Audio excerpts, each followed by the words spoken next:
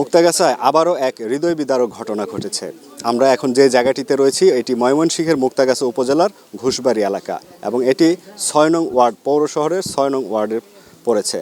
তো ইতিমধ্যে আমরা যেটা জানতে পেরেছি এখানে একটি মর্মান্তিক দুর্ঘটনা ঘটেছে, যার কারণে একজন নির্মাণ শ্রমিক বা দিনে খেটে খাওয়া মানুষের মর্মান্তিক মৃত্যু হয়েছে। তো আমরা যেটুকু জানতে পেরেছি লোকটি রাত্রে অর্থাৎ প্রায় 10টা থেকে 11টা নাগাদ চা খাচ্ছিল এবং চা খেয়ে যখন নিজ ঘরে আসে তখন ঘরে এসে দেখে সেখানে আগন্তুক কোনো এক ব্যক্তি তার ঘরের ভিতরে পূর্ব থেকেই অবস্থান করছিল। তো তাকে যখন ডাক দেওয়া হয় তো এক পর্যায়ে সে তড়িঘড়ি করে বের হওয়ার সময় তার উপর চড়াও হয় এবং ছুরি দিয়ে আঘাত করে এবং ছুরি দিয়ে আঘাত করে দেখতে পাচ্ছেন এই যে দেয়াল, এই দেয়াল টপকে কিন্তু সে আসলে দিক দিয়ে পলায়ন করে পিছনে পিছনে যিনি আঘাতপ্রাপ্ত হন তিনিও এই দেয়ালের উপর দিয়ে লাফ দিয়ে এই জায়গাটিতে আসলে পড়ে। তো থাকবেন আমাদের সঙ্গে, আমরা এখানকার মানুষের সঙ্গে কথা বলবো, আরও বিস্তারিত তথ্য আপনাদের সামনে তুলে ধরার চেষ্টা করব। আপনাদের সঙ্গে আমি থাকবো ইফতেখারুল আলম সজীব। তো যেমনটি শুনছিলেন যে এখানে কিন্তু একজন দিনমজুরের মর্মান্তিক মৃত্যুর ঘটনা ঘটেছে। তো আমরা এখানে এসেছি, আসার পর এখানে বেশ কয়েকজন মানুষের সঙ্গে কথা বলেছি এবং আমরা কথা বলবো এখানে যারা স্থানীয় বাসিন্দা রয়েছে তাদের সঙ্গে। আমরা একজনকে পেয়েছি, আমরা তার সঙ্গে কথা বলি। যে মারা গেছে তোমার আমার নাম হলো আকবর শেখ, আমি তার জেগাতো ভাই, আমার বাড়ি তার পাশের সামনে। আর যে মারা গেছে তার নাম হলো মোহাম্মদ রফিকুল ইসলাম, তার পিতার নাম তাসিম মিয়া, তার গ্রাম হলো ঘুষবাড়ি। কিভাবে মারা গেল তুমি কি জানো? মারা গেল বলতে এই চোরের সাথে সংঘর্ষ হয়েছে, কিন্তু সে দোকানে চা খাইতেছিল, তারপরে বাসায় এসে বাসায় আসার পর দরজা খুলবে, খোলার পরে তারপরে দেখে চোর তার বাসার ভিতরে আগে থেকে রয়েছে। তারপর সে দরজার সামনে দরজা থেকে তাকে বের করে বলে তুই এইখানে কেন, হয়তো তাকে সে চিনতো চোরকে, তার জন্য বলছে তুই করে তুই এইখানে কেন, কই আমি পলাইতে আসছি, মানে এটা চোরের একটা ফন্দি, মানে কথাটা ঘুরাইতে চাইছে। তারপরে বলে আমি পলাইতে আসি, পরে কই না তুই তো পলাইতে আইসস না, তো তুই অন্য কোনো মতলব নিয়ে আইসস বল, এরকম কিছু। এই ঘরে নাকি এই ঘরে তখন দরজার সামনে চলে গেছে, এই ঘরে কিছুই করছে না, লোক এই ঘরে ঢুকা ছিল। তারপরে ওইখানে গেছে, সামনে যাওয়ার পরে হাতাহাতি হয়েছে মনে হয়, ওই চোরকে ধরে রাখতে চাইছিল, কিন্তু চোরের মুখোশ সামনে সবার সামনে চলে আসবে কারণে এই চোর বাধ্য হয়ে তাকে আঘাত করছে ছুরি দিয়ে মনে হয় সম্ভবত। আমরা হসপিটালে নিয়ে গেছিলাম, এতটুকু একটা ছিদ্র পেয়েছি। আচ্ছা, এই যে এই জায়গায় বুকে না বুকে। আচ্ছা, তোমার কাছে আরো বিষয় জানি যে ওনার পরিবারে কে কে আছে? ওনার পরিবারে তার ওয়াইফ আছে, তার একজন বিয়ের বয়সে তার মেয়ে আছে, বয়স আনুমানিক 14, এবং তার একটা ছেলে আছে, তার বয়স হলো 8 বছর প্লাস, আরেকজন আছে মনে হয় 2 বছর। পেশায় কি করতো? সে লেবার, মানে যে কোনো কাজ করতো। তাহলে ওনারা সবাই কি এই ঘরে থাকতো? হ্যাঁ, তার ফ্যামিলি নিয়ে এখানে থাকতো। তার চোরের সংখ্যা কতজন ছিল তারা? একজন। আচ্ছা, এই যে কথাটি বললা, এই কথাটি তখন তার ওয়াইফ তারা কোথায় ছিল? তার ওয়াইফ তখন ঘুমাইছিল, মানে হালকা ঘুমাইছিল, কিন্তু যখন দরজা তার হাজবেন্ড যখন দরজা খুলে চোরকে নিয়ে সামনে মানে জিজ্ঞাসাবাদ করতেছে, তখন তার ওয়াইফ কিছু মানে কোশ্চেন শুনছিল, তখন বলছে যে এই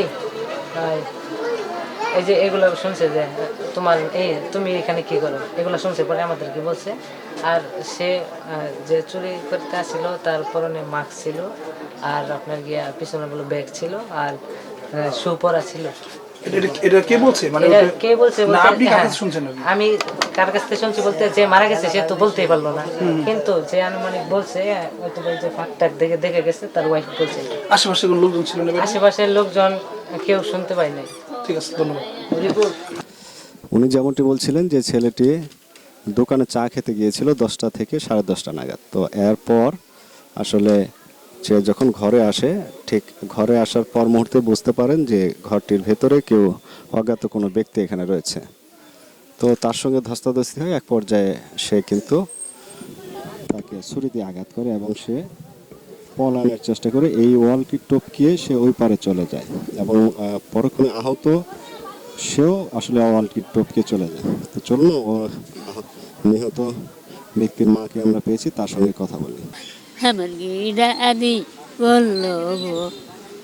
রবিকুল নাম কি ভাই তো লয়া আবার করলো কি হয়েছিল একটু বলেন তো। আল্লাহ আল্লাহ গো বাবা আমার দহান আছেন রাত বেশি হয়েছে না আর দিন রাত কি রাহে মেলা রাত কি রাহে হতে বউ হিয়া গুম পারে সেরি লিয়া সারা লিয়া কালকা রাত কি সহালিয়াই হচ্ছে বেশি রাত হয়েছে না তা আমি দিয়ান খাইছি খাইয়া নতুন শরীরে কা হচ্ছে পরে আমি হইয়া করছি ওই ঘরে বউর লোক হয়েছিল তো এই ভাই বউ সেরি এই ভাই হয়েছে ওই ভাই সারা দিকে লইয়া বউ হয়েছে বুঝতো আমার ওই ভাই থাকে থাকলে আমি উঠছি উঠটা গুল দিছি দিয়ে হাইরে প্রসাব করবার গেছি এনজা বউ চিৎকার মারছে মাইরে হারছে এবার বাহারে মাইরে হারছে সুর আইছে এই তো ধরে আইছি আইয়া দেখি আমার বুধ গরো নাই এনজা গেছি দৌড় দিয়া যাইয়া দেখি অনুকে মাইরে ফেলাইতেছে পরে যাই আমার মাজলা ফুলা আর যে বাইশটা একটা আমি যাইয়া মাথার দিয়ে পুত্রে তুলছি তুললে পরে গাড়িতে তুলে লইয়া গেছে গা এই তোরে আমি জানি গো আমার ডাহাতি কইরাই হারছে গো আমার ছেলের এরকম আঘাত করলো কেন কেন মারলো? কেন করলো বাবা আমি কি ভাই কমু গো এইরকম ধরনের শত্রু আমার পুতের নাই কে গো চিনতে পারছেন হ্যাঁ কে মারছে চিনতে পারছেন? আমি তো দেখছি না বউ দেখছে সব গুড়া খালি চোখ দুটো দেখা গেছে আর সব গুড়া এই যেদিন গুড়া মাথা মধ্যে টিপি দেওয়া এই যে এইটা ঠিক আছে আপনি কি আলাদা করে থাকেন? হ্যাঁ আমি আলাদা করে আসছিলাম আপনার আপনার পুত্রের বউয়ের নাম কি? লাবণী আপনার নাতি নাতি কয়জন আছে মানে ওনার ছেলে মেয়ে দুই কয়জন? ছেলে এক মেয়েটাই বড় মেয়ের বয়স কত? 16-17 ইয়ে হাঁটতো না মনে হয় 14-15 আর কি আর কি বাইরে উঠছে বুদ্ধি জ্ঞান নাই আচ্ছা বাইরে উঠছে আপনার আপনার কি কাউকে সন্দেহ করেন? হ্যাঁ কাউকে সন্দেহ করেন? সন্দেহ না আমি তো দেখছি না না না মানে এমনি কি আপনার ছেলের সাথে কারো পূর্ব শত্রুতা ছিল এরকম কাউকে সন্দেহ করেন? না নাই আর আর যেহেতু এখানে এরকম একটা ঘটনা ঘটছে তখন তখন কি আপনার আশপাশের লোকজন কি এই চিৎকার চেঁচামেচি শুনছে না? শিক্ষার মধ্যে বউ একটা শিক্ষাই মারছে পরে ওই যে দূর ফেরে আমার ফুলা আইসে আমি আইসি আইয়ে পরে যাই আমার বাঁচতে গেছে যাই পরে তুলছি আবার বাবা আমার এন্ডিয়াই লাভ দিচ্ছে এদিক দিয়ে গেছে এদিক দিয়ে লাভ দিচ্ছে এদিক লাভ দিয়ে- দিলেই অন্ত চিন্না হারছে চিন্না তো হারছে মনে করছে আমার তো ইয়ে হয়ে যাবো এইখানে বাবার আমার অনু নিয়ে ডেগার ঈদে ভাত দিছে মানে কিছু একটা পার দিছে বার দিছে আচ্ছা ও কি একাই ছিল? এলকাই গেছে এলকাই কেউ কেউ বলতেছে চোর হ্যাঁ হ্যাঁ হ্যাঁ চুরি করার জন্য হ্যাঁ গেছিল। বউ কিছু সুর আচ্ছা আচ্ছা আপনার আপনার আপনার তো মানে যে ঘরের যে দেখলাম যে জরাজীর্ণ অবস্থা এখানে কি চুরি করতে পারে এরকম বলেন তো এরকম কি আপনার মনে হয় যে আসলে কি আসলে চুরি করার জন্য আসছিল না অন্য কোনো উদ্দেশ্য ছিল এরকম কিছু? আমার অন্য আমার পুত্রে মাইরা থিয়ে গেছে যাই এই দক্ষিণ দিয়ে কয়ানো তার মার কেটে নিছে গা কিসের তার এই কারেন্টের তার মোটরের মোটরে হ্যাঁ কয়জন কেটে নিছে গা আপনাদের মোটর আছে হ্যাঁ আচ্ছা তো এখন কি এরকম কি হতে পারে যে মানে পূর্ব কোনো শত্রুতার জের ধরে এখানে মারতে আসছে এরকম কাউকে বা আপনার ছেলের সাথে আরো কোনো ঝগড়াঝাটি কারো ছিল এরকম? কোনোদিনও না আপনার ছেলে বউ কোথায় আছে? ডাক ওই ইয়া থানাত লই গেছে গা না তিন আমার ছেলের বউ আমার মাজলা ফুলা আমার স্বামী ব্যক্তি গেছে আচ্ছা আপনার পুত্রের বউয়ের বয়স কত? পুতের বউয়ের বয়স তো মনে করুন যে ওই রকমই হবো 20-25-এর মধ্যেই হবো আর কি জবরদস্ত তো একের পর এক মানুষ কিন্তু এখানে আসছে এবং এই বাড়িটি আসলে মানুষের কান্নার আহাজারিতে ভারী হয়ে আছে। ইতিমধ্যে আমরা কথা বলেছি নিহতের মার সঙ্গে। নিহতের মা যেটি বলেছে আসলে তার ছেলে সাদামাটা একজন মানুষ এবং সেই সাদামাটা মানুষ কি কেন বা কি কারণে কে বা কারা হত্যা করলো তা এখনো কেউ বলতে পারতেছে না। তো আমরা ইতিমধ্যে আমরা পেয়েছি আমাদের মুক্তাগাছা থানার অফিসার ইনচার্জ এসেছেন, আমরা তার সঙ্গে কথা বলবো, তিনি কি বলেন আমরা তার মুখ থেকেই শুনবো। আচ্ছা, আপনাকে ধন্যবাদ। আমরা সংবাদ পেলাম যে এখানে একটা হত্যাকাণ্ডের ঘটনা সংঘটিত হয়েছে, তো তাৎক্ষণিকভাবেই আমরা এখানে চলে আসছি। আমরা এখানে আসার আগেই তাকে চিকিৎসার জন্য হাসপাতালে নিয়ে গেছিল। তো হাসপাতালে নেওয়ার পর প্রাথমিক চিকিৎসা দেওয়াকালীন সে মারা গেছে।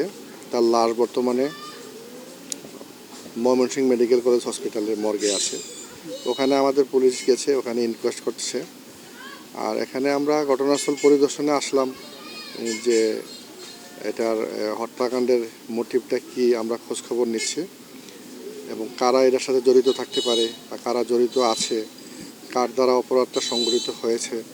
যেহেতু ডিজিস্টের পক্ষের তার আত্মীয় স্বজন, তার স্ত্রী, তার মেয়ে ঘরে ছিল, তো তারা সুস্পষ্ট কোনো ধারণা দিতে পারতেছে না।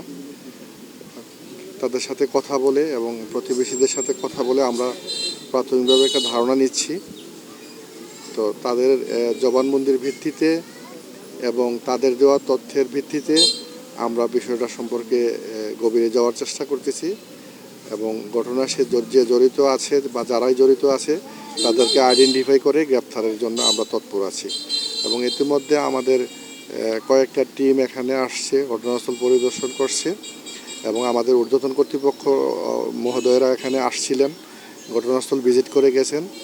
ডিজিস্টের বাবার সাথে, তার ভাইয়ের সাথে এবং তার মা, স্ত্রী, তার একমাত্র মেয়ে, তাদের সাথে কথা বলছে। সর্বোপরি আমরা 3-4টা টিম এখানে কাজ করছি। ইনশাল্লাহ আমরা একটা ভালো রেজাল্ট পাবো। তদন্ত অব্যাহত আছে। আচ্ছা, এখানে এসে যে পরিদর্শন করে যে তার যে মানে বাস্তবিক যে তার ঘরের যে পরিবেশটা আর কি, তো এখানে আসলে চুরি বা ডাকাতি হওয়ার কি এরকম কোনো সম্ভাবনা, এরকম কোনো মানে এই ধারণা করা যায় কিনা যে এখানে চুরি হওয়ার সম্ভাবনা আছে, এরকম কি মনে করেন? দেখুন, এখানে আমরা তো আসলাম, ঘটনাস্থল ভিজিট করলাম, আর আপনারাও হয়তো দেখছেন যে উনি একজন দিনে আনে দিন খাওয়া মানুষ, এবং তার ঘরের ভিতরে আসবাব বলে কিছু নেই, তার সঞ্চয় বলেও কিছু নেই যে তার ঘরে কিছু স্বর্ণালঙ্কার পাওয়া যাবে বা কিছু টাকা পয়সা পাওয়া যাবে, এরকম ধরনের কিছুই তার ঘরের মধ্যে নেই। হ্যাঁ, ছোট্ট 2টা চৌকি আপনারা হয়তো দেখছেন, ঘরের বেড়া জীর্ণ শীর্ণ বেড়া, হ্যাঁ, ঘরের চালও ভাঙা।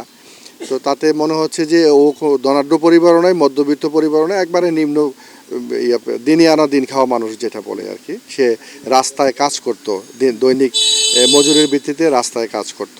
তো এতে করে তার ঘরে চুরি হওয়া বা তার ঘরে ডাকাত ঢোকার মতো পরিস্থিতি আমার মনে হয় এটা এরকম কিছু না। আর 10টা 10:30টার মধ্যে তার ঘরে ঢুকে কেউ ডাকাতি করবে এরকম একটা জনসমাগমপূর্ণ এলাকায়, জনবসতিপূর্ণ এলাকায় 10টা 10:30টার মধ্যে ডাকাতি করবে এরকম দুঃসাহস মুক্তাগাছাতে নাই।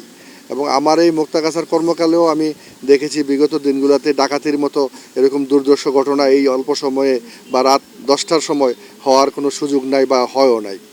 আর তার ঘরের যে সিচুয়েশান, এতে ডাকাতি হওয়ার মতো পরিবেশও তার নাই। তো এটা অন্য কোনো বিষয় হতে পারে।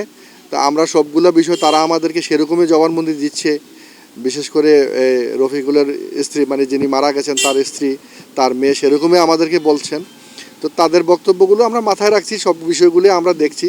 যদি ওরকম কিছু হয়ে থাকে সেটাও আমরা আমলে নিচ্ছি এবং অন্য কোনো যে বিষয়গুলো আছে, পারিপার্শ্বিক যে দিকগুলো আছে, সেগুলোও আমরা আমলে নিয়ে আমরা তদন্তের করছি আর কি, তদন্ত এগিয়ে নিয়ে যাচ্ছি।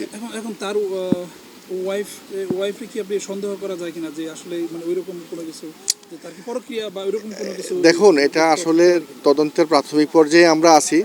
আর তদন্তের অনেকগুলো পার্ট আছে, অনেক গুরুত্বপূর্ণ বিষয় আছে যেগুলো আমাদেরকে তদন্তের স্বার্থে আমাদেরকে একটু রিজার্ভ রাখতে হয়। এটা আপনিও হয়তো বুঝবেন, আপনি পেশাদার সাংবাদিক হিসাবে আপনিও বুঝবেন। তো আমরা সব কিছু এখানে ক্লিয়ার করতে চাচ্ছি না, আমরা তদন্তের মধ্যে সবগুলোই রাখছি। যত সূত্রগুলো আছে সব সূত্রগুলোকে আমরা নিয়ে আসব, তার মধ্য থেকে আমরা রেকটিফাই করে করে আমরা মূল বিষয়টাতে আমরা চলে আসতে পারবো আর কি, আশা রাখি ইনশাল্লাহ। আশা করি যে খুব দ্রুত এটার একটা রেজাল্ট। আমরা অনেকগুলো টিম এখানে কাজ করছি, আমাদের ঊর্ধ্বতন কর্তৃপক্ষ খবরাখবর নিচ্ছেন এবং ঊর্ধ্বতন কর্তৃপক্ষ এরই মধ্যে ঘটনাস্থল পরিদর্শন করেছেন। আমাদের জেলার অতিরিক্ত পুলিশ সুপার মহোদয় এখানে আসছিলেন, অ্যাডমিন স্যার, আমাদের সার্কেল এসপি স্যার এখানে এখনও আছেন, এখানে এই ঘটনাস্থলে এখানে আছেন।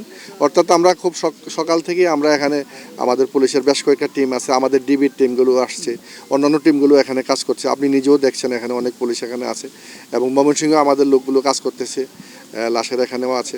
তো আশা করতেছি আমরা খুব অল্প সময়ে একটা ভালো রেজাল্ট দিতে পারবো এবং আমরা খুব তৎপর আছি। ইতিমধ্যে আপনারা দেখতে পেয়েছেন মুক্তাগাছা সদর থানা ইনচার্জ এখানে এসেছিল তদন্তের জন্য, এবং সেই সঙ্গে কিন্তু তার সঙ্গে এসেছিলেন ময়মনসিংহের অতিরিক্ত পুলিশ সুপার মহোদয়।